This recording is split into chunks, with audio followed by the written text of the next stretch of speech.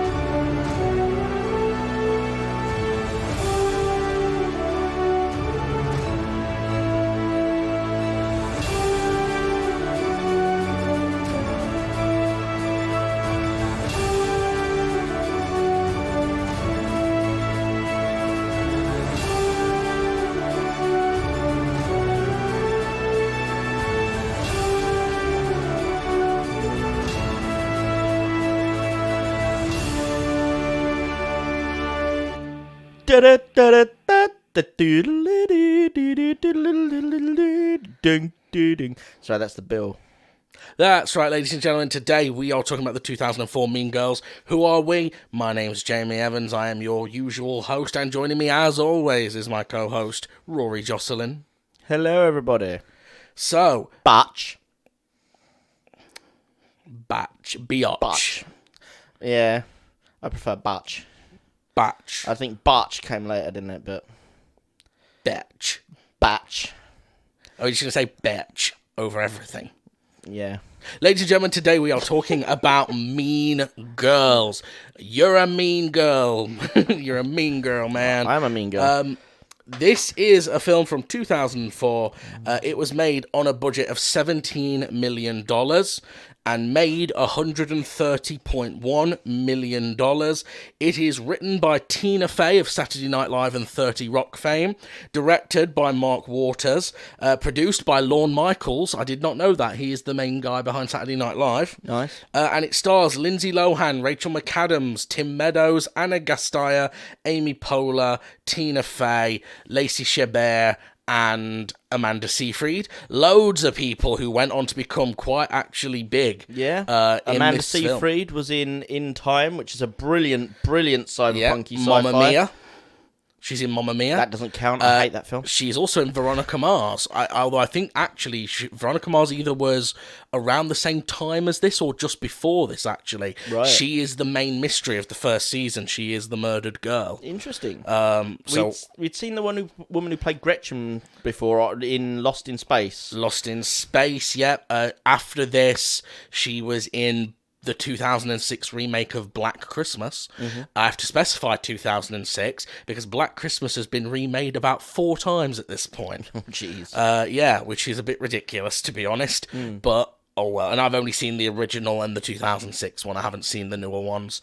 It's actually loosely adapted from a book called Queen Bees and Wannabes by Rosalind Wiseman. And just taking a little look down here to the reception of the movie. So in its opening weekend, it grossed $24.4 million, and had a largely positive critical review. Critics lauded Lohan and McAdams' performances and labelled the film as Seyfried and Kaplan's breakthrough roles. Yes, I forgot to mention Lizzie Kaplan's in this. So Lizzie Kaplan played Janice. She's actually gone on to have quite a steady career on TV. I've seen her in loads of things.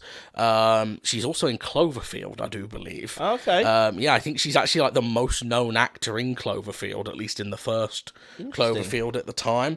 On Rotten Tomatoes, it's got 84%, with the site's critical consensus reading, elevated by a brilliant screenplay and outstanding ensemble cast, Mean Girls finds fresh, female-fronted humour in the high school experience. Roger Ebert of the Chicago Sun-Times gave it 3 out of 4 stars, writing, "In a wasteland of dumb movies about teenagers, Mean Girls is a smart and funny one."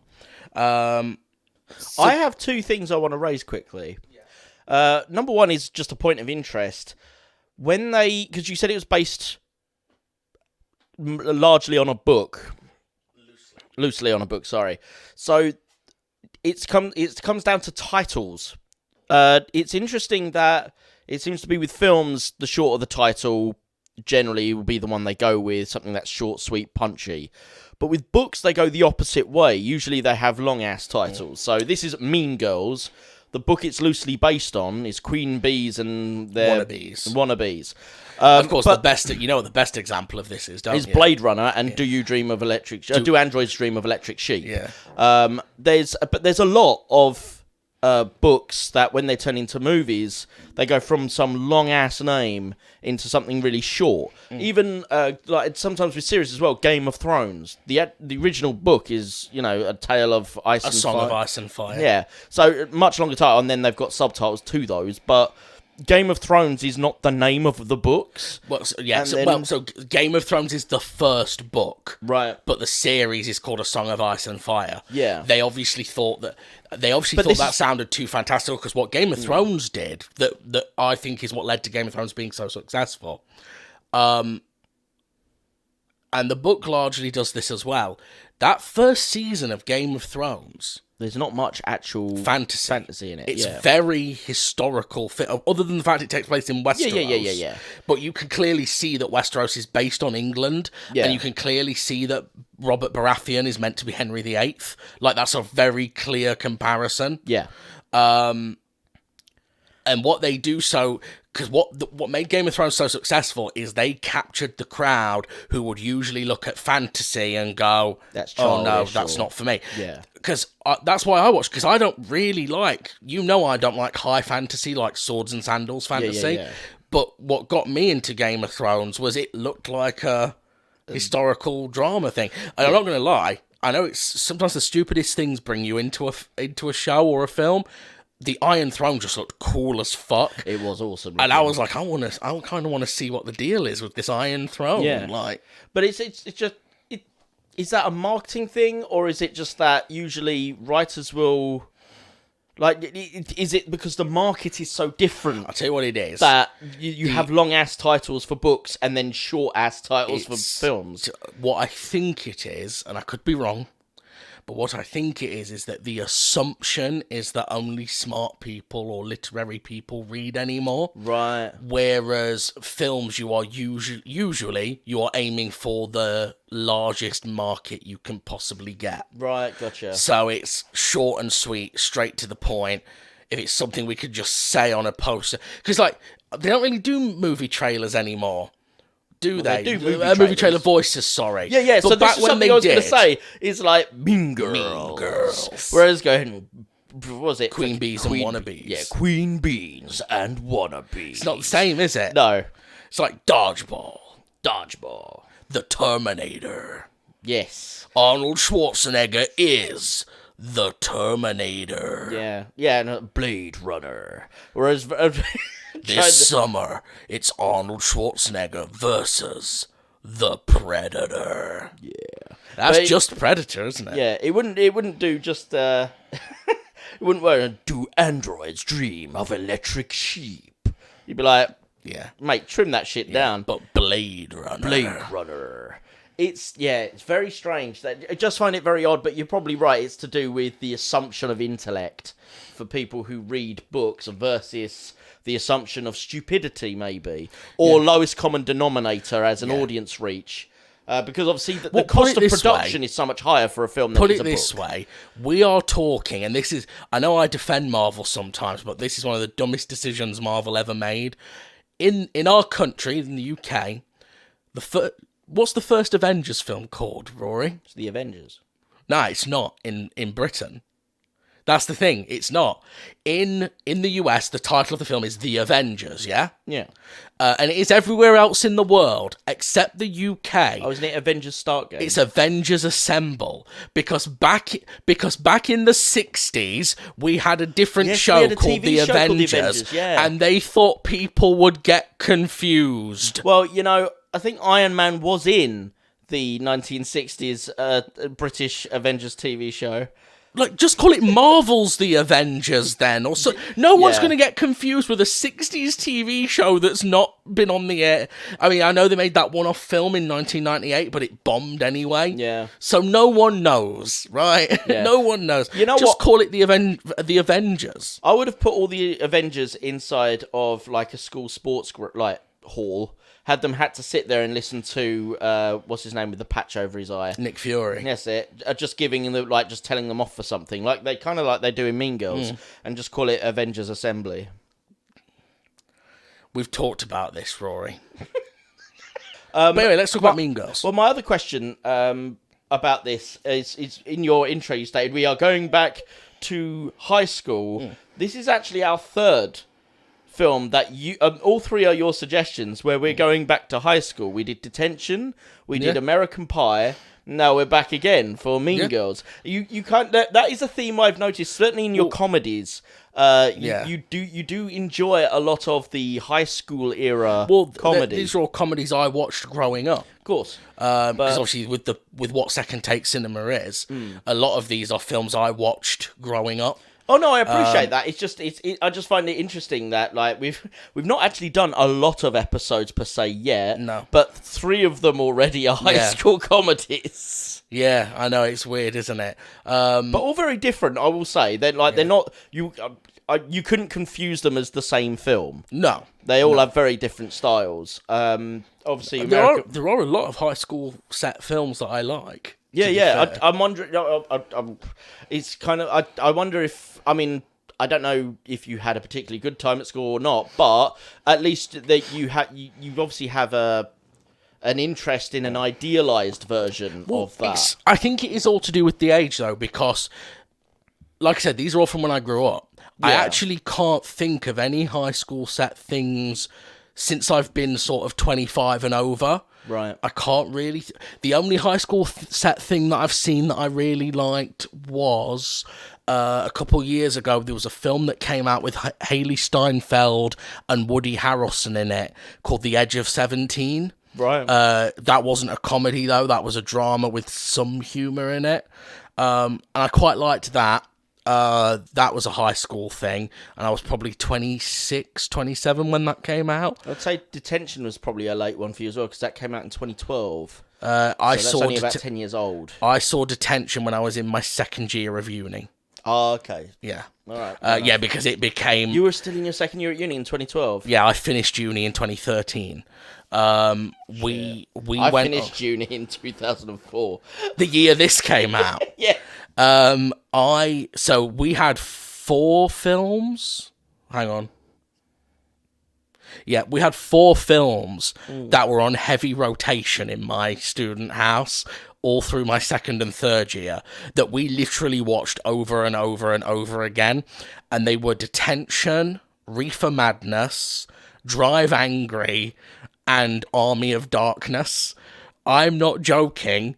I think me, Leanne, and Kev watched Army of Darkness every weekend for something like 12 weekends straight. Wow. And every weekend we invited someone new round who hadn't seen it. And by the end of like the second year, I had nearly my entire film class. I could go in and say something to them like, this here is my boomstick. And they would know what I was talking about. Nice. Yeah, I have a good way of manipulating people into enjoying the media I like. Hence the entire existence of this show. So let's talk Mean Girls. Yes, obviously, let's actually get onto the subject itself. I obviously put Mean Girls in. I first saw Mean Girls, I would have been about 14. My sister got it on DVD when it had first come to DVD. And it was one of those things where I know some people grow up differently, but the way I grew up, me and my brother and sister we had to share a lot of stuff. You know, my parents couldn't afford loads of stuff, so we had the one DVD player and the one TV, and we used to actually watch films together a lot, me, Jodie, and John. It's sad that we don't do that anymore. I mean, I haven't even seen my brother and sister in... Yes. Yeah, well... less than a year for my sister, but I haven't seen my brother in like 4 years or something. Wow. I haven't spoke to him in about 3 years. But anyway, this was one of the ones where this used to happen to me a lot as a kid. My sister they'd buy something and I'd be like, I'm too old for this. This will be a girly film. It's going to be terrible. I loved it. I also did the same thing when my brother got Kingdom Hearts for the PS2. And I was like, fucking baby game. It's got Disney and it's going to be terrible. And then I had to go on it and was like, I love this. I love everything about this. This is brilliant. Yeah, I really liked Mean Girls. It didn't hurt that it's got loads of attractive girls in it. Yeah, I was 14 at the time. Like, obviously now I'm a grown man. I'm not looking at them and being like, oh. All the actresses were in their 20s. We think. We're not sure, so we're going to be safe. Yeah, all right, okay, fine. Rory, step away from the underage girl. But no, so I initially was like, oh no, this is going to be girly, it's going to be crap. I ended up loving it. I thought it was so funny. And it's one of those films, and I'll get into this, because obviously the point of Second Take Cinema is sometimes it's a film we didn't like and we want to see if we've changed our minds. Sometimes it's a film we really like and we want to see if we've changed. I was a little worried I might have grown out of this film. But I'm actually very happy to say I still got something new out of this. This is probably like the 50th time I've watched this film. And I still picked up on something new in it. It's your Wild Hogs. Well, I have a few films like that. Yeah. I mean, Nightmare on Elm Street. When I wrote my dissertation, so my dissertation was on Nightmare on Elm Street, and they actually warned us. I don't know if they did the same when you did your dissertation. For what? Oh, you didn't do film studies, did you? No. You did theatre and product management or something? I did three-dimensional product design at Yes. college, and then I went to university and got a degree in acting direction. Ah, right. Yeah. Well, you still have to do a dissertation, though, right? No. Or did you just do like a live performance? Oh no, there was a dissertation. I never remember my dissertation. I got a merit, so that's fine. But But yeah, no, with the dissertations, the advice we always got given was do not do your favourite film. You'll be tempted to do your favourite film, but then you've don't got to do shit it. on it at some point. Well, no, they were saying it will make you hate it because Oh. you will have to watch it over and over and over again. You have to pick it apart. I ignored this advice, as I am wont to do, and I did Nightmare on Elm Street. And I was absolutely thrilled to find that it didn't destroy my enjoyment of the film at all. It increased it. Because you had to actually study how they did what Yeah, they were doing. I rediscovered Nightmare on Elm Street. Nice. Because I was coming at it from a psychology point of view. Because I did my dissertation on how you can apply psychological theory to the Elm Street franchise. Nice. So lots of Freud, Jung, things like that. And it greatly increased my appreciation for definitely for the first one, but for some of the lesser sequels, I gained more of an appreciation. Like Elm Street 2. I always was of the opinion that Elm Street 2 was like the shit one, like the really shit one, like the worst one. I really like Elm Street 2 now. Because of the dissertation. Yeah, like now I've really looked at it and looked at all the themes and the fact that actually it was trying to do something different. Yeah. But anyway, the reason we got onto that was because I was saying that I'd seen something new in Mean Girls. And it, for me, it was the intricacies of just how evil Regina George is in this film. Yeah. To a point where I actually feel now like I would consider her one of cinema's great villains. Like, I mean, she's not got much on the Joker. I mean, I know she's not that sort of a villain. But, you know, because not all villains, like, when you look at, like, AFI's list of, like, the 100 best villains, they're not all, like, evil, murderous people. You get people like Nurse Ratched is widely considered one of the best villains. Is a brilliant villain. And I kind of feel like she's up there, man. Yeah. Like, she's so manipulative.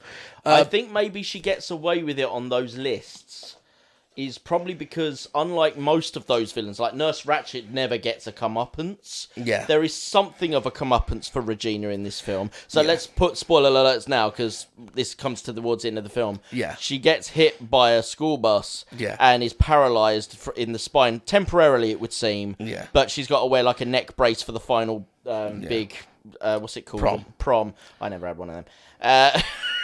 But she has a big prom and she's got the neck brace on. And even though she's still kind of a bitch, towards the end she actually softens off, doesn't she? She becomes more of a normal person again. Yeah. And I think one of the fun things about Mean Girls, well, first of all, let me just say that got me the first time I watched it. When she gets hit by the bus and it just goes, and that's how Regina George died. I was like, what? I was like, I didn't see that coming. Honestly, when they said that, I was the same. I was like, have we actually killed the main girl? Like, the main villain girl, I suppose. Yeah. It was like, what? Then it's basically a fake out, isn't it? But... Yeah. But what I was going to say, the way that bus hit her, she would be dead. Yeah, she would explode. There's no way she would have just been needing a bit of a fucking... At some point, we will watch Bride of Chucky, and in Bride of Chucky, there is a bit where a guy gets hit by a bus literally the same way she does, except in Bride of Chucky, he literally explodes like a water balloon when it hits him. Well, that's what happens if you jump in front of a train, you explode. Yeah. The force of it hitting you, it bursts the body open, which is why train drivers who ever go through that, they get mandated time off and shit. And not surgery, what am I talking about? Therapy, because it's traumatizing to see. Yeah. But Mean Girls rings quite true to me in a sense, so my school never had literally cliques as well defined as this. I think very few schools do. They're super, in American films, they're super cliquey, but I think they exaggerate them in these films. So, like, I'm sure there's plenty of jocks in America, in American schools, but I mean, we're shooting in the dark with these guesses, but like, I can't imagine that it's always so clear cut. Yeah. That the jocks always sit on the same tables, always wear the college jackets, and are just sitting there going, oh, bro, all fucking day, every day for 3-4 years. But like these characters do, when they graduate to being seniors, they all become more sensible, and you see at the end that they're kind of all coexisting. So as someone who's never seen this film before, how did it play as a first time for you? I mean, I'll be honest, high school drama, even dramedies, aren't really my jam. They don't really speak to me in the same sort of way. And bear in mind, obviously, when these came out, you were growing up with them. I was already 18 when this film came out. Yeah. So I'd already grown up and had enough of this shit. But it wasn't too far, like, you know, it was about the time where I started going into drama school and getting the drama from there. So I was like, I'm already living this shit. I don't want to watch it on TV. That being said, despite the fact that the genre on a whole is not generally my bag, this is a good one. I didn't laugh out loud as much as I was hoping to, but I've always heard this is a good one, and it didn't disappoint on that front. Yeah. I like the fact that she goes into the revenge on, because she's... Okay, so the main character, Lindsay Lohan's character, starts off, she's kind of a goody two-shoes from a family who've travelled back from Africa. Yeah, she's always been homeschooled up to this point. Yeah, white Africans, I guess they are, but all of them have American accents. No, they are American, right. But her parents are research anthropologists. That was it. Yeah. So they've been in Africa for several years on a research trip. Yeah, but haven't lost any of their accents. Well, you don't. Some people do. Some people absolutely do. Apparently, if you move somewhere... Children probably would. Apparently, if you move... To be fair, she would. You are right. Apparently, the cut-off age is 3. If you move somewhere before you're 3, you will pick up that accent, apparently. Well, I've seen people who move somewhere when they're at... Like, people moved up from north down to south where we are, and they obliterate their own accent.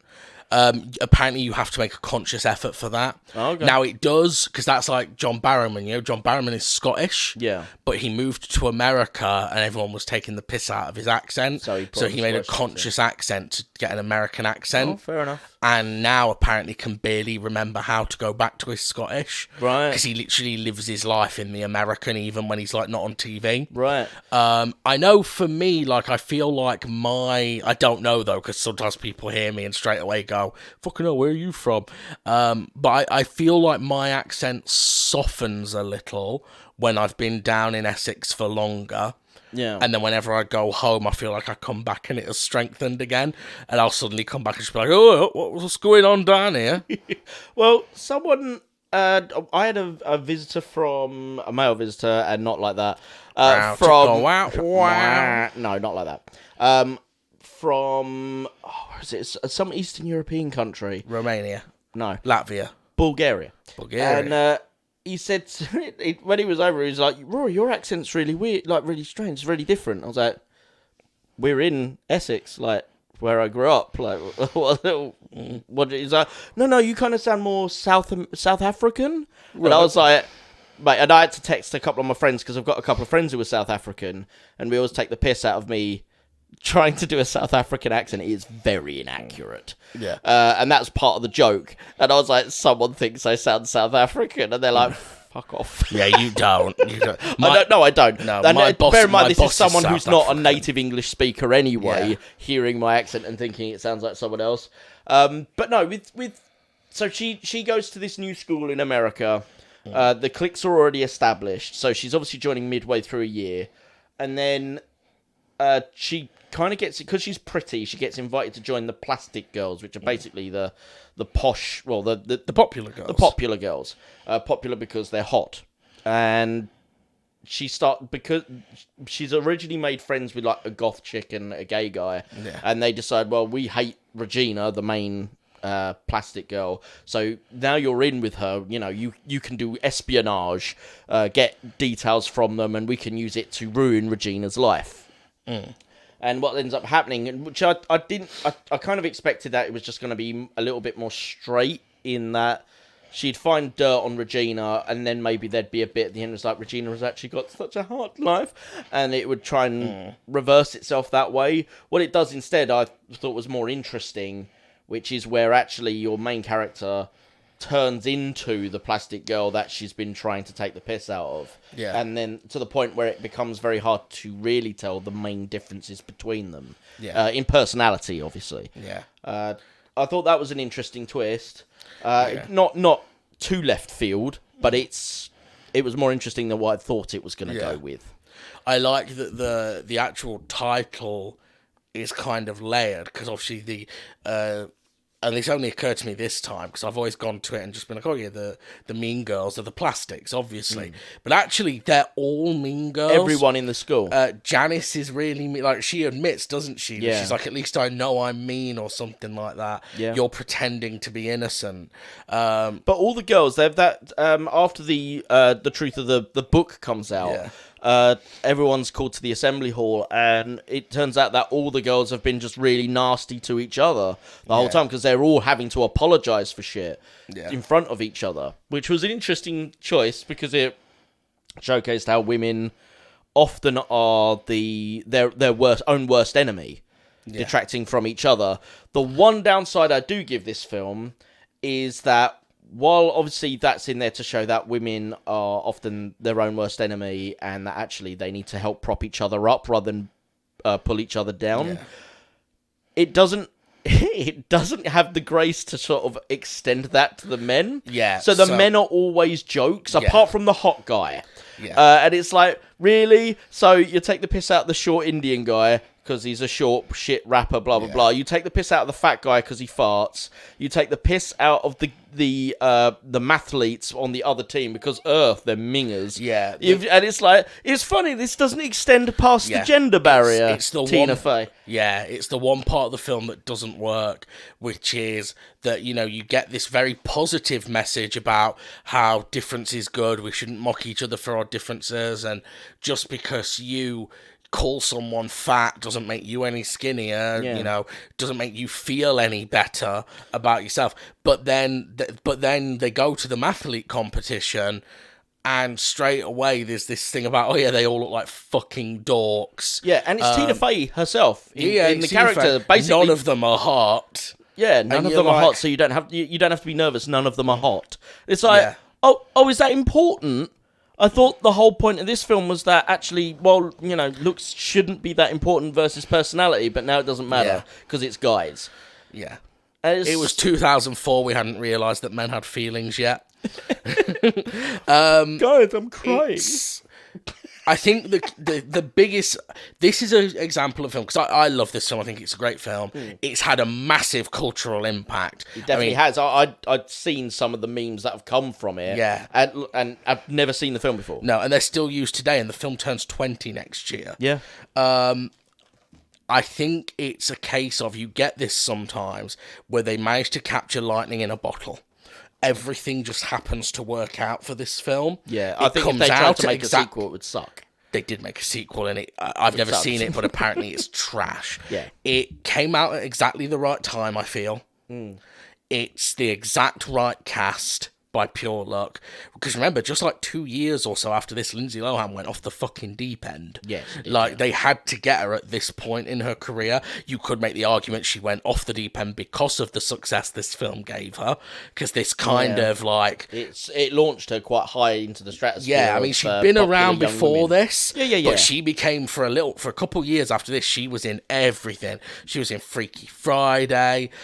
She was in fucking Herbie. They tried to make Herbie work again. I was going to say, I haven't heard of that film, fucking Herbie. Herbie Fully Loaded. do you know about Herbie? Yeah, I know Herbie. Yeah. Yeah, it's the Volkswagen Beetle. Yeah. Bruce Campbell's in one of them. Is he? Yeah. Oh, no, Bruce. He's the main character in one of them, which I'm pretty sure is the one that's... Isn't that Herbie?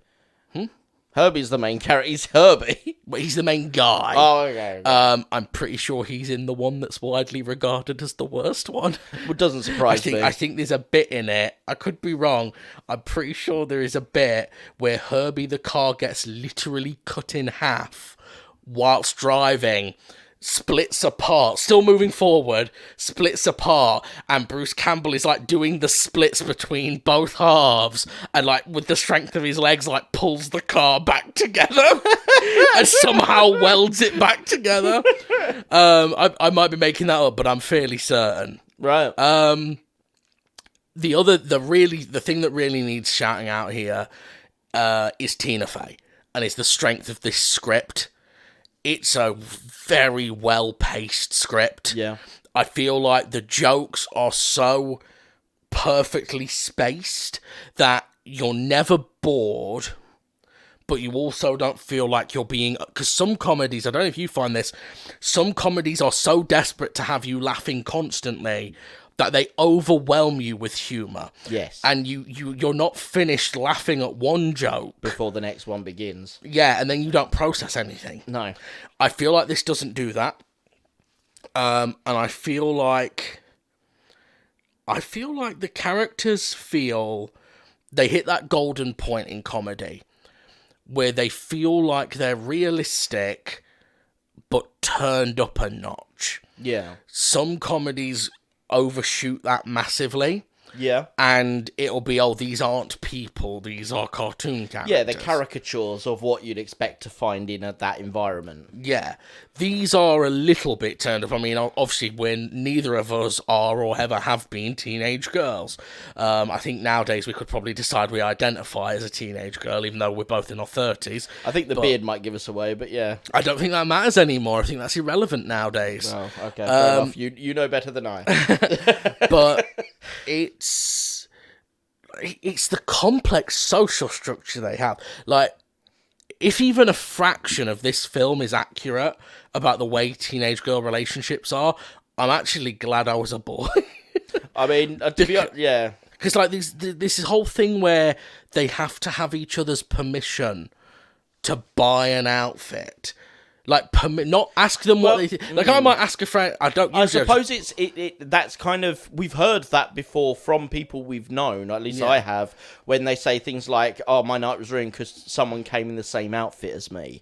And I guess the idea of asking for permission to buy a piece of outfit would be to ensure that you're not buying something that you might wear on the same day as someone else, and it's the same actual But that's piece not a of thing outfit. Guys do, is it? No, it's like dude, we're wearing the same shirt. Like, bruh. I might occasionally, if I'm buying clothes, I might sometimes say to a friend, what do you think of this shirt? But I never asked permission. No. Like, it's my money, I'm going to spend it on whatever the I'm fuck not sure I want. how accurate the permission request is. But they obviously, I know that women generally, or at least the general consensus seems to be from women that I've spoken to, that there is a worry of being seen wearing the same thing as someone else. And I assume that whether it's accurate or not, say it's not accurate, it's just an exaggeration of that to then have to request permission. I knew two women who came to work in the same outfit once, by pure chance. Like, neither of them had spoke to each other, neither of them had planned it. Both wore the same outfit to work, and one of them laughed it off, and the other one was fucking furious. Literally, like, wanted to go home and change. And it was like, come on now. Like, you're being unrealistic here. It would be funny, though, if she went, well, the reason I'm so angry is I made this myself. Primark stole my designs. Yeah. But one of the things, talking about outfits, let's talk about the costumes in this. I think something that helps with this, and maybe it's my age, but I don't think, unlike most high school-based comedies and things that are of their era, I don't think the outfits have aged as, like, particularly badly.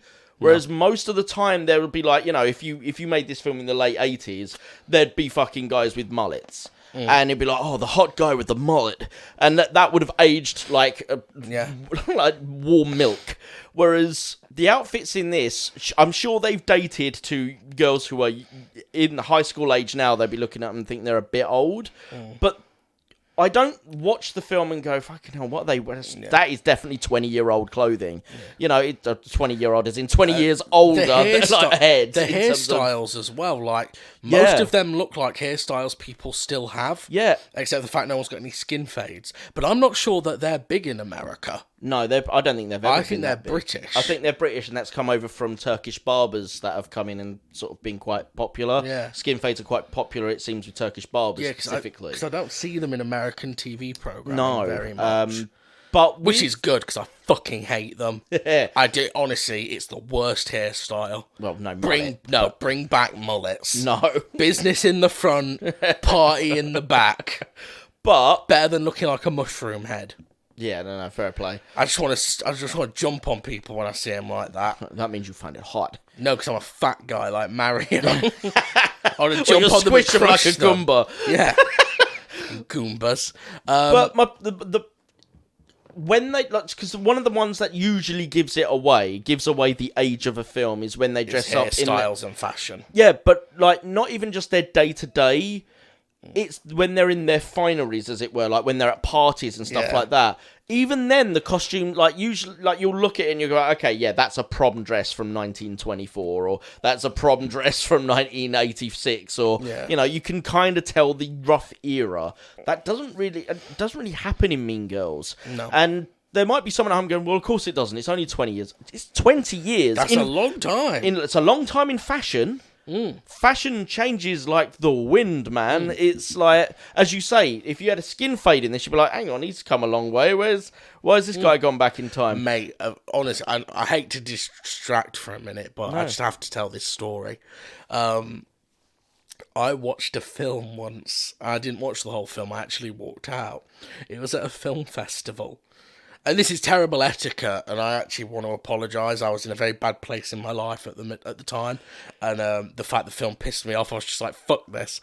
It was a historical drama set in ancient Rome, and all the blokes had skin fades, fake tans, because it had all been filmed in Essex. Right. And so it's set in ancient Rome, filmed in Essex. They had skin fades, fake tans. One of them literally had the thing, you know, when you have your eyebrow pierced, you get the little thing through your eyebrow. Oh, yeah. They had that. They'd obviously took the piercing out. But they hadn't covered up the hole with any eyebrow. Yeah, they should have used a bit of makeup for that. And they were wearing T-shirts. Well, yeah. With Metallica on the front. No. Primark T-shirts. Like, Romans would have worn togas. Or, not all of them. Or sack. Like, they didn't have cotton. They would have had tunics.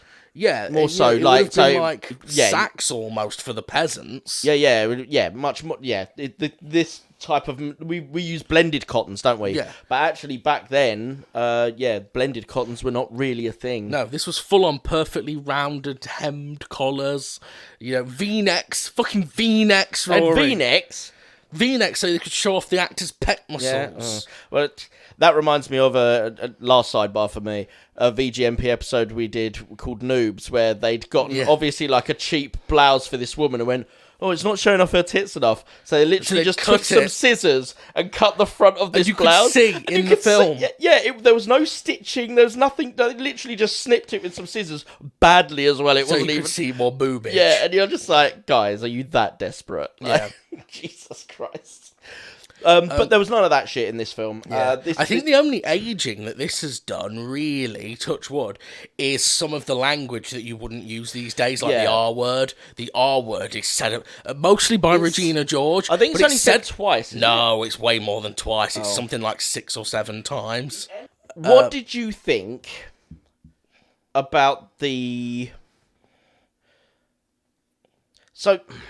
The gay representation's not great. No, so we've got one gay confirmed person. There is... And he's mega stereotyped. He's mega stereotyped. There's no one for him to play off of either.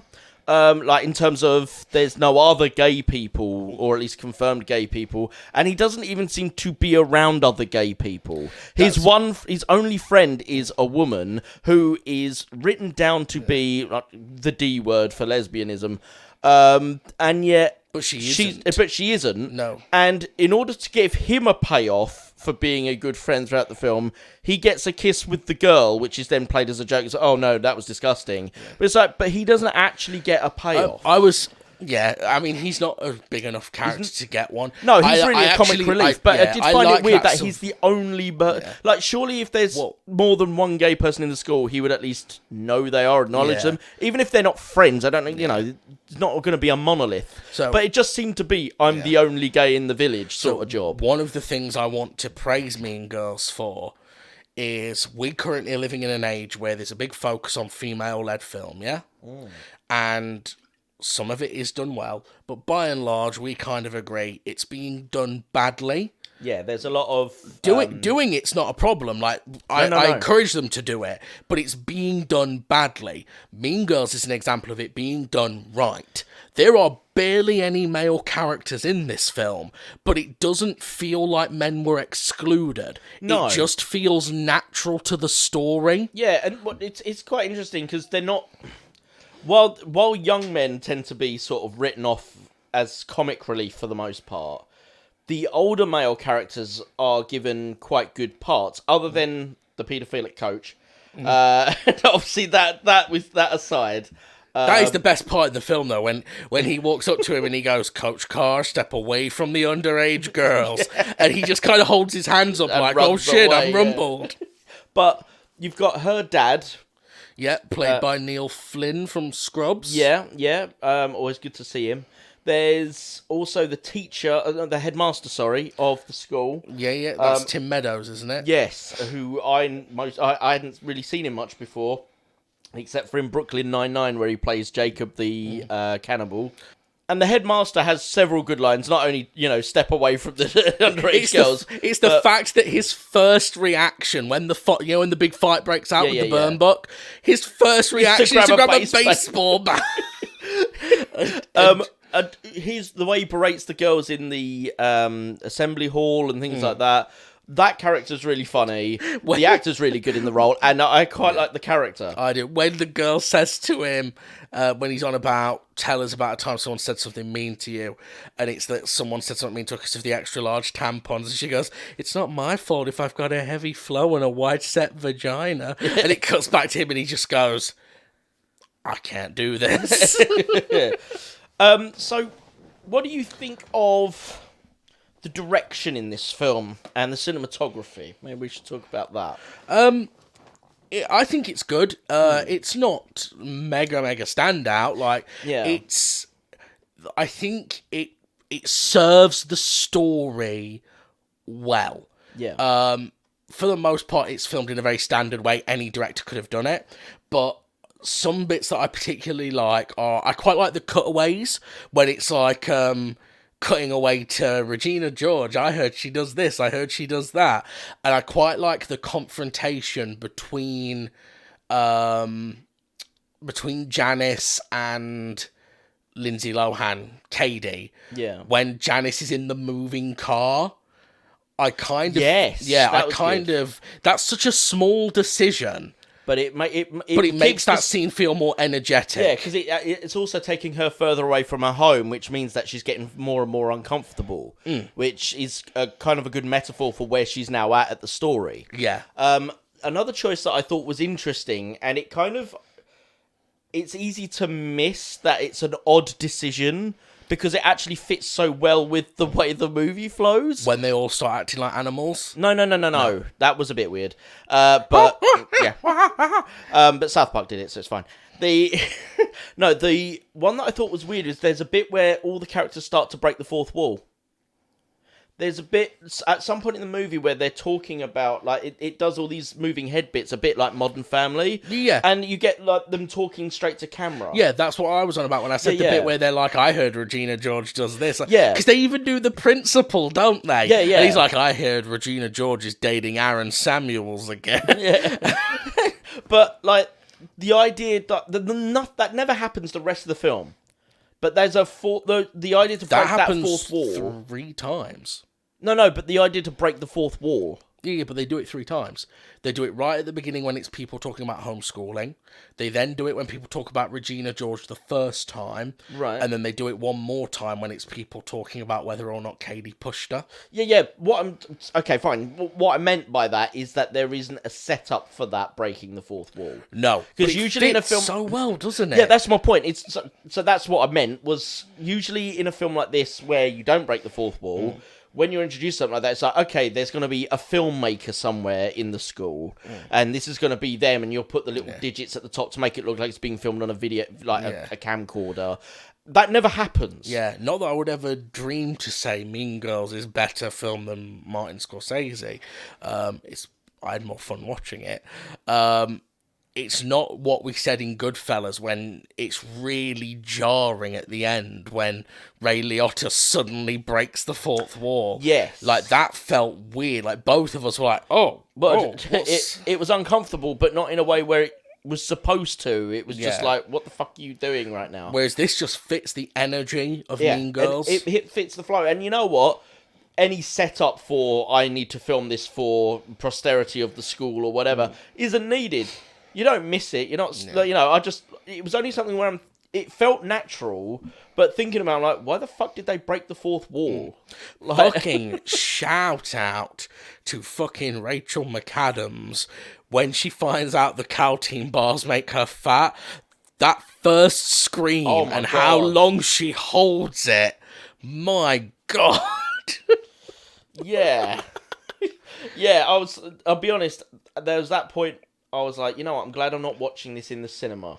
Yeah. Because that piercing scream for that long, in full big stereo surround sound, whatever the fuck, all piercing you at all sides. Yeah, that sounded like it would have been a bad time. You know who's but it's really well held. Yeah, you know who's really good in this as well, and I feel like doesn't get that much credit because it's not a super meaty character. In fact, it's probably the less important of all the leads.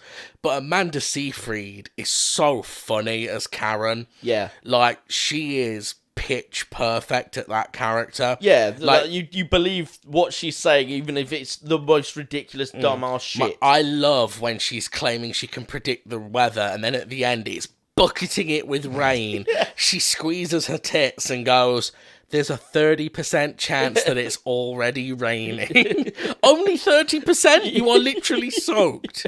And you get the bit in the party where she's like, I'm going to go and make out. She's chatting up with her cousin, isn't it? Yeah, I'm going to go make out with whatever it is. He's your cousin? Yeah, but he's only my first cousin. Yeah? So you have your cousins and your first cousins and your second cousins. But the thing is like... But she still goes for him, doesn't she? Yeah, she does, yeah. But the thing is, she sells it. Yeah, and that's the thing, is it's obviously a stupid character saying really stupid things, but she sells it in a way that you believe the character could exist. Yeah. It's, yeah. And that's what that's the job. So yeah, you're right. Big shout out to Amanda Seyfried. Yeah. On Wednesdays we wear pink. It's endlessly quotable. It's an endlessly quotable film. Yes. A lot of the best comedies tend to be. Yeah. This is, and it's also one of the only films I've ever found that is, I suppose you're not allowed to say this anymore, but it's what you would traditionally call a chick flick. Yes. But I know tons of guys who love this film. Yeah. And I don't mean gay guys or anything like that. I'm talking like straight men who are usually only into like Die Hard and Commando and Marvel and stuff like that, who love Mean Girls. I think it hits exactly that right balance. Yeah. I think the fact that it's not sugary sweet. Like most chick flicks tend to have that moment. It's like, but girls, we should all pull together. It kind of has a moment like that, but it doesn't feel like that. Yeah. Because it's still wrapped up in the meanness of it. So you can kind of enjoy the schadenfreude, really, of all these girls just like ripping the shit out of each other constantly, even during what should normally be the sugary sweet moments. Yeah. I think where the script is strong and where it maintains is the fact that it never decides to go, but this is a girls' film, so we've really got to sweeten it up here and make it a bit more girly. It is about girls, and that's all it needs to be a girly film. One thing I will say, there's a lot of talk online, and has been like more or less ever since this film came out. There's a lot of talk online about another one with the original cast back. It gets brought up. I've seen it brought up in interviews with Lindsay Lohan, with interviews with Tina Fey. And I might be in the minority here, but honestly, don't want one. This does not need a sequel. This needs a sequel as much as Dodgeball does, and sadly, that is getting a sequel. I know. And so I fear that this may get a sequel because we are in the era of sequels. But the thing is, honestly, unearned if I had to choose between a Dodgeball 2 and a Mean Girls 2, I'd go Dodgeball 2, because there is a chance Dodgeball 2 might be good. No, there is no chance. Everything that made Dodgeball 1 work is basically gone from Dodgeball 2. Yeah, well, but the thing is, you literally can't do Mean Girls. Yeah, because they'll be 20 years later. Like, what are they going to be, the teachers now? Or? Even if you did it with new characters, given the current way that the world is with cancel culture and things like that, you couldn't do it. Like, because people don't. I don't know, actually. I don't know. To be fair, that's me talking out of turn. Because it's been fucking 18 years. No, it's been 18 years since I went to school. Jesus. How old am I making myself sound? How long has it been since I left school? 2009 I left school. 14 years? 15 years. Fuck me! 15 years. Yeah, you're an old man now. My point is... Welcome to the over 30 club. My point is... I was about to say, kids aren't that mean anymore because they're all super body positive and what. But what do I know? I don't know. For all kids have been mean for centuries. I'm sure they still find new ways to be mean. Yeah. Even if it's not with body positivity and stuff like that. So, fuck it. Do Mean Girls 2 if you want. Nothing we say on this show is going to make or break the decision to do Mean Girls 2, is it? Maybe they could call it Mean Gems or Z or whatever the... Well, you know what they... Gender-neutral pronoun is. Yeah, Zer. Zer means Well, do you know what's popular at the minute is gender-flipping classic comedies. They've just done what men want instead of what women want. Fuck it, let's get Mean Boys. Did we need a what men want? No, we didn't, but we've got one anyway. Okay. Let's do a Mean Boys. Mean Boys. Mean Boys. That's just Jackass. I feel like Mean Boys is a much more violent film. Because I feel like men aren't bitchy like this. Men fight. So it'd be people bullying another kid. You know what? I don't know, because okay, let's premise the idea of a Mean Boys. So who's in our Mean Boys film? Mean Boys. They're all such mean boys. Yeah, no, we'll do it with a bunch of femboys. No. The thing is, boys can be mean, but they're not bitchy in this same way as girls are. It's manipulative. But it would be pranks. Yeah. And I don't just mean pranks where it's like, well, we'll give her this bar and it'll make her fart. Even though that didn't actually happen, that's one of the downsides It's of the that film. stuff where you prank them and then you're like, I'm just joking, bro. It's just banter. Banter. The banter culture. That was quite an interesting one to go bro. with. Bants. Yeah. It'd be like that video we saw of Vin Diesel. So it'd just be called Bants Bros. Yeah. It'd be like that video we saw. I don't know if it was me and you or if it was me and Benton, but it was announcing Fast and Furious 10, and it's Vin Diesel and Jason Momoa chatting. Oh, it must be with Ben. I haven't seen it. Vin Diesel blatantly hates Jason Momoa. Why? So Jason Momoa, who's obviously cool as fuck.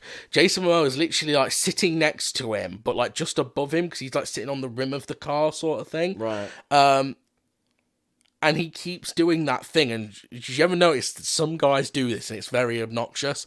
He keeps doing that thing where he's slapping Vin Diesel on the back while he's laughing, but clearly slapping him really hard. And Vin Diesel, and like men do that as like a show of power dominance thing, don't they?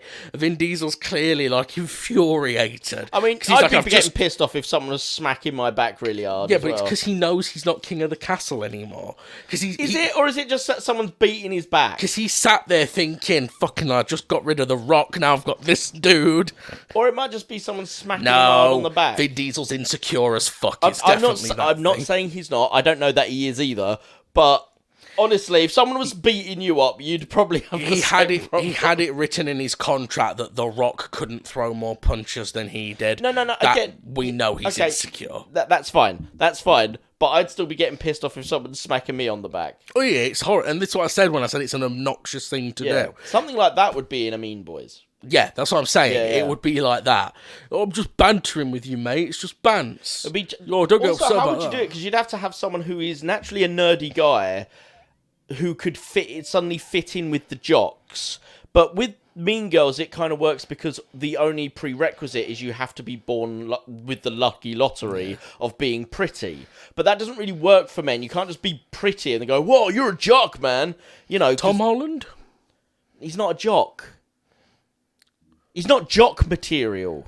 I mean, did you see the bit in Uncharted where he took his shirt off? Mate, he's ripped, but he's not big. Yeah. A jock needs to be someone who would do American football. Yeah, but we don't have those in Britain. It doesn't matter. Oh, yeah, why am I making this in Britain? Yeah, you're the one. You hate British comedies. Let's get away from Britain for a I kind of feel like Mean Boys is in between us, to be honest. In Britain, like British Mean Boys is in between us. This is why we don't do... Because this is why we don't do comedies in Britain anymore. We can't write comedies in Britain anymore. Because that what's-his-face, I can't remember the character's It's not a comedy, it's a tragedy. I can't remember the character's names in betweeners. Is it Jay? Why would I know? But there's the tall one. Not the tall one. The one with the mop hair. There's the dirty one. Yeah, that there's one. There's the really boring looking one, and then there's the nerd. It's that one. The dirty one with the mop of hair. Right. He's very much that sort of. They're meant to be his friends, but he's constantly putting them down. Yeah. And slagging them off. Right. That is actually what it would be if it was British Mean Boys. It'd just be like, "Oh, what's the matter, mate? You gay?" And then when they get upset, "Whoa, why are you coming at me, bro? Why are you coming at me? I'm just bantering, mate." Britain hasn't written any decent TV comedies for nearly 20 years. 10 years. 10 years, all right, fine. Maybe I don't know, when did Graham Linehan become unacceptable? IT Crowd is probably the last good British comedy. I agree. And IT even Crowd was that brilliant. started flirting the line with the trans episode. But at the very least... I thought you said you were from Iran. But at the very least, the show in general was funny. But after that, there isn't a single funny British comedy. To be honest, I don't really like British comedy. Mrs. Brown's Boys is not high art. Garbage. The In-Betweeners is garbage. Like, we've got good comedians. In-Betweeners was before IT Crowd anyway, I think. And it's also garbage. Like, the IT Crowd is basically a last stop out. Red Dwarf is still being made. I like Red Dwarf. Yeah, but isn't New Red Dwarf all shit, apparently? No, it's not all shit. There's some shit in it, but it's actually all right. I like Modern Dwarf still. Right, Dwarf still has it. I haven't seen it. I haven't watched it, but apparently that Friday night dinner was very funny, apparently. Yeah, but I saw images of that, didn't like the idea of it. It's because someone was like, "Oh, you'll like this," and it was a dirty-looking guy with really wonky glasses and a dog, and I was like, in an anorak, and I'm like, what Friday night dinner? I think that's the one that they said it was. Oh no, that's a different one. All right. Friday night dinner I never watched because I can't relate to it. I've never had a family dinner. We don't eat. I'm not even joking. We don't eat together like that. We get our food and we all get banished to our own separate rooms to sit and watch TV while we eat. Damn. But no, there's British comedy's dead, so it would have to be an American one. Because there is no good British comedy anymore. To be honest, American comedy's dead at the minute. We were saying this the other day, weren't we? Like, it's been a long time since America have done just like a comedy film. It's always got to be comedy crossed with something now. Oh, but they do still have good comedy series that Britain doesn't have. You know, South Park's still going. It's still quite funny. South Park's crap. No, I like South No, Park. if you're allowed to say In Betweeners is crap, I'm allowed to say South Park's crap. way smarter than In Betweeners. Miles smarter. Is it? Yes. Is it? Yes. Because the one episode I watched was just them teasing. You watched one episode. It was just them teasing that they were going to say the N-word. That was the whole joke. That was there is a section of South Park a few years where it was lowest common denominator humor. That was the very first ever episode. That wasn't the first episode. Where he goes on Wheel of Fortune and that's it's not the naggers. That's not the first ever eepisode. It's the first one on Netflix. Well, Netflix has them on the wrong order. Oh no, Netflix only has specials. What did I watch it on then? Netflix. Honestly, it was when I looked it up. It was the first one. Not the first I guarantee you, that's not the first. That was season 12, I think. That one. Oh, okay. Yeah, that's not the first episode. The first episode is Cartman gets an anal probe. Fuck me. High art. But there's... I don't care if it's high art or not. And, I do have full respect to Trey Parker and Matt Stone for... I mean, they've essentially been able to make their own private sense of humour for, 20 years now or something. 23. 23 years now and have it be successful. But South Park ain't for me, bro. That's fine. I hate the animation style and I hate the voices they do. Because everyone talks like this. I hate that. It's like nails on a fucking chalkboard for me. Oh my god, they killed Kenny. But the one that you would agree with me on is, I haven't seen any of this, but I know you like it, Always Sunny is still going. Always Sunny is fantastic. I really like Always Sunny. You've at least still got South Park Always Sunny still going in America. Yeah. And every now and then there'll be a flash of genius in a new sitcom somewhere which will work. Yeah. Always Sunny's been renewed for 2 more seasons, which I think takes it all the way up to season 18, I think. Yeah, South Park's been renewed up until season 25 at the moment, but it keeps getting extended, so we'll see. The fucking Simpsons is still going. They're on season 35 or something now. Difference, that's not funny anymore. I don't know why that's still going. People are obviously still watching it, which is fine for whatever reason. I think Simpsons has just got to a point where it's such a comfort show that people watch it and don't care that it's crap because it's something that's comfortably on. That's true. I feel like the true sign of the collapse of Western civilization will be when The Simpsons comes off the air. God, I think I mean, to say that's the end of the era, by the time that's coming off, I mean already it's 35 years old, something like that.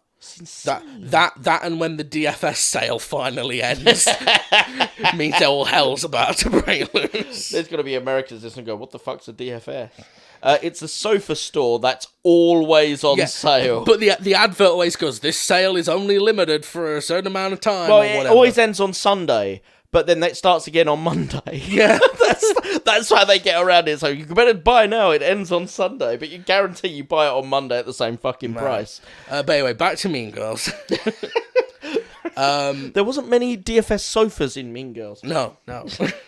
One thing that has to be said, and it doesn't bother me much. It annoys me because we're never going to get the opportunity for this bullshit. Is it the size of the houses? Yeah. And this isn't just a problem with Mean Girls. It was the same problem with American Pie. Yep. It's my problem with any American show that is supposedly showing normal everyday people. Yep. They are never normal everyday people. Houses. They always live in giant houses with families who have insane jobs. And I get it. I do get it. It's because it's funny, isn't it? They sit there and go, yeah, but if you had to... It's like Friends. Let's take Friends as an example for a minute. Well, Chandler and Joey's flat is quite accurate, I would have thought. Well, in Friends, it's well established. So bear in mind, flat apartment prices in New York are insane. Yeah, they're like our London prices. Yeah, for shit 2-bedroom apartments. Yeah. Neither of their 2 main apartments are shit, Chandler and Joey's and Monica and Rachel's are both quite spacious. Yeah. Monica and Rachel's even has that fucking balcony on it. Well, theirs is insanely huge for a London, for a New York apartment. That's what I was saying. Joey and Chandler's is a bit more reasonable or realistic, but only Chandler works, really. Yeah. Joey gets 1 or 2 jobs every now and again. Yeah, and it's constantly mentioned that he owes him money. It's constantly mentioned that they even make a joke of it, don't they? I must admit, it's one of the best jokes is when they're all talking about how their bosses hate them. Yeah. And they go, maybe it's a universal thing. And Joe goes, maybe it's because you're all here in the middle of the day. Yeah. So none of them are good employees. No. And yet they can all afford this stuff. And the thing is, though, the show would be shit if it was actually... If it was really realistic, yeah. Yeah, because they'd be living in shitty, cramped apartments. They'd barely see each other during work times. Yeah, barely making ends meet. It is an interesting thing that's not to get into with Mean Girls, but it is an interesting thing that if you were to do a film actually about, or a show actually about the everyday man or woman, we don't want to do that because it's too horrible to watch. It will upset the middle class too much to be like, oh shit, this is how they live. I think it's because usually those sort of films, they try and make them aspirational. Yeah. And there's nothing aspirational about living in a shed. You know, apart from if you watch The World's Fastest Indian, of course. That's pretty inspirational about a man living in a shed. Right. But The World's Fastest Indian... being a motorbike, not a man. You've explained this before. Yeah, just in case anyone doesn't know, because anytime I have to assume that someone may be listening to these out of order. True. They'll be like, Anthony Hopkins is the world's fastest Indian? Yeah. It's... but yeah, motorbike. That was one thing. Is like all the apartments are huge, and none of the no one ever has a normal job in a film. You ever notice that? Yeah, like her parents are fucking research anthropologists. But what are they doing in America? But how many? What are they researching in anthropology? How many research anthropologists do you know? The actual statistical likelihood is her parents work in a fucking office or something like that. Yeah. There's actually a website somewhere, I don't know where, so don't ask me. Oh, her mum, it stated that her mum got a job in a university. That's why they came back. There is a website that lists all the films. I think the most common job film characters have is architect. Right. And it lists all the different architect characters there are in film and TV, and then how many architect positions there actually are in America. And it's insane.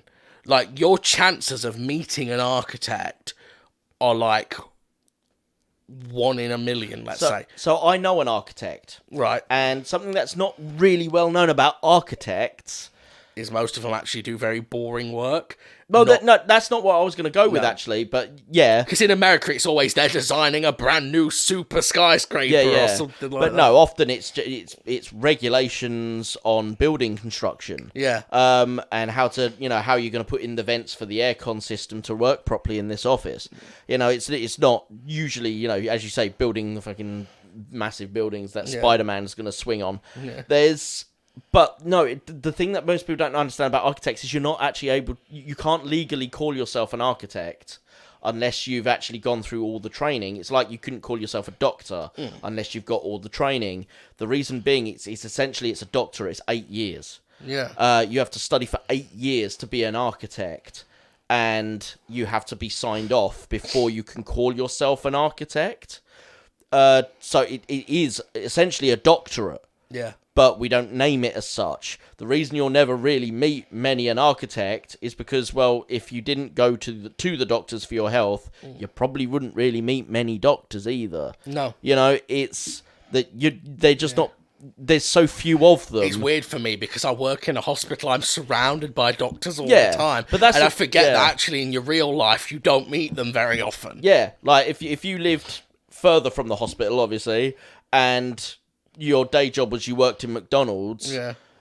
Even if you did meet a doctor, you wouldn't know it. Yeah. And the likelihood is you wouldn't meet that many. Yeah. But where obviously you work in the hospital, it's a daily occurrence. Yeah. But for most people, meeting a doctor, unless they go to check up their health, and that's to check up their health. That's something they will do. Most people aren't going to be able to hire an architect unless they work for a building firm or they work for some big business company where an architect would be required for some reason or another for sign-offs. Because How I Met Your Mother's a perfect example. How I Met Your Mother, everyone's got an exciting job. None of them just work in a supermarket. Ted Mosby is an architect, isn't he? Ted's an architect.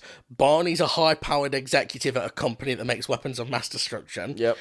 Marshall's a lawyer. Yep, and he ends up working for the same company as Barney. Yeah. Robin's a TV news reporter. Yep. And Lily's a kindergarten teacher. That's the closest to a normal job, quote unquote. And yet these people all meet each other and know each other all in one But none of them bundle. work in supermarkets. No.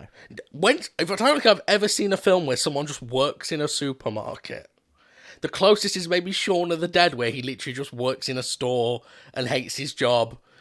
Yeah, it's British people, like British film will do it because we're a bit more social realism. Yeah, and we just wouldn't really buy into a British film where we're like, oh, here's the architect, and unless we were talking about posh Etonians in a way, we would. If we were looking at class structure, if we were talking about the upper class, maybe we would. But if we're talking about this is just an ordinary guy having an ordinary job doing ordinary things, it's like, and he's an architect. All the people. So many people. Okay, I think we've probably said all we can about Mean Girls. So, has it changed your mind? No, I still love this film. I will still watch it again at some point. Phenomenal. I would probably watch it again, actually. I enjoyed myself. It's not one of my favourite films. No. But, I tell you what, it's a damn good time. And I didn't expect it to be that much fun. No. So, I was very pleasantly surprised. Yeah. So, thank you for joining us, ladies and gentlemen. Have you seen Mean Girls? What did you think about Mean Girls? Please feel free to drop us an email at info.impalafilms@gmail.com or over on our Facebook page at Impala Revolution, or find us on Twitter at The Impala Films. You can also catch us, myself and Rory, that is, over on VGMP, the video game movie podcast, where we break down video game movies plot point by plot point, and take the mick, usually. Sometimes we're a bit more respectful, but let's be honest, most of them are garbage. I'm a virgin, sir. That's from Maximum Surge, which by the time this comes out, that'll be like a really old episode. One, yeah. So you can catch that brilliant show. But that's us watching video game movies, so you don't have to. You can also catch us, or more of our creativity, on all good podcasting apps. If you listen to Haunted the Audio Drama, which is a full cast, multi-episode audio drama, currently airing its second season, created by myself. I'm the lead writer for the show. I play the main character. My colleague Benton also writes many of the episodes, and Rory here plays a recurring role in the show, and has guest written an episode for season 2, which will be airing shortly. In fact, probably will be airing by the time this comes out. And that is sort of an X-Files meets Doctor Who type show, so please feel free to check that out. In the meantime, we would absolutely love it if you could like, share, subscribe, etc., etc. Please leave us a review if you can. They are hugely helpful with getting us bumped up the algorithm, so we show up on the front page, things like that, and hopefully attract a bigger audience. Thank you very much for joining us. That is a wrap on Mean Girls.